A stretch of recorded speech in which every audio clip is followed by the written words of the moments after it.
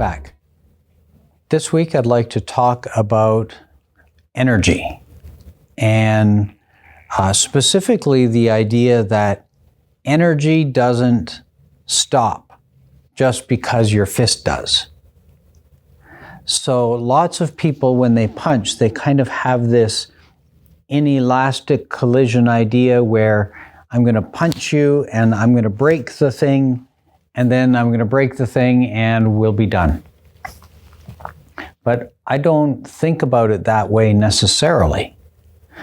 What I want to do is kind of encourage you to try different energetics when you punch. And what I mean by that, I'll borrow Chris again for a sec. What I mean by that is when I punch this, lots of people think, like if I was going to punch Chris in the face or something, and then it's like, okay, I punch him and we're done. Okay, punched him, good, okay. But what I want to think about is when I punch, if I stop my fist here, don't hold it with that one. If I stop my fist here, that this receives the energy, my fist stops, and this continues. I want to put my energy into his thing. I don't want to hit it, and I'm like, and I'm kind of stopping my energy. I want my energy, even though this hits a spot, I want my energy to go into that mitt. Just relax a little bit.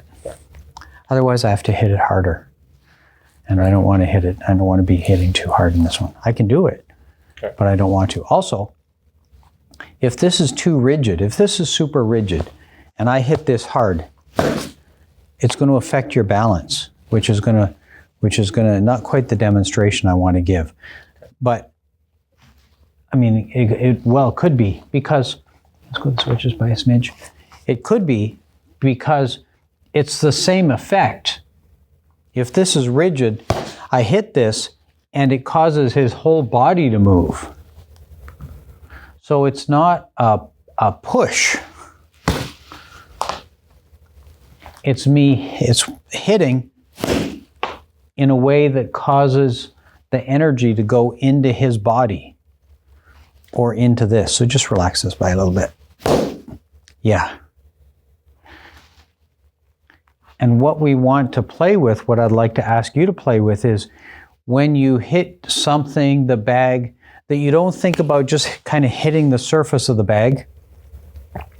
And you're not thinking about hitting like, okay, I'm going to punch through the bag, which turns into kind of a push. I want you to still stop at the bag, but allow the energy of your fist to continue into the body. Yeah. And if you can catch them, that energy's got to be received. It could knock them back, depending where you put the energy. They just have to receive it all, and it could cause kind of internal damage. But when you're playing your chi sao, okay, we don't need that right now. When you're playing your chi sao, what I'd like you to do is when you put your fist on your partner, just stick it like a magnet. Bring this way just by here. Magnet.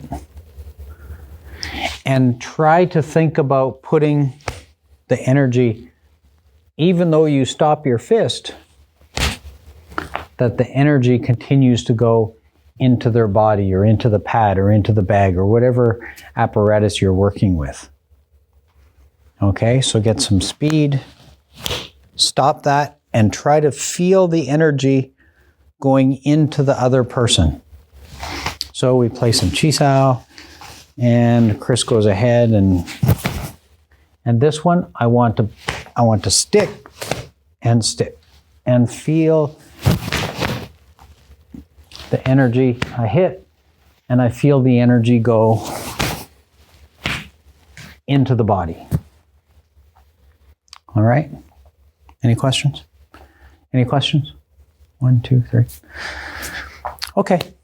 That's all I wanted to say about throwing the energy into the opponent, into the other object for this episode. Once again, I thank you all for watching. I look forward to seeing you again. Until then, bye for now.